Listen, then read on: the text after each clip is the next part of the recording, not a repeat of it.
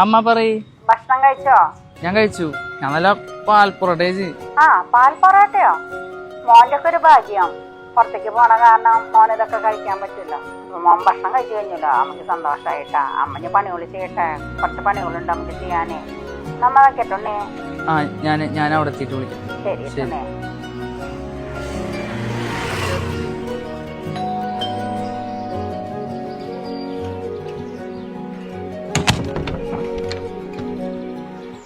അത് മേടിച്ചോ. ഞാൻ നോക്കാം, നമുക്ക് ഒരുമിച്ച് കഴിക്കാം.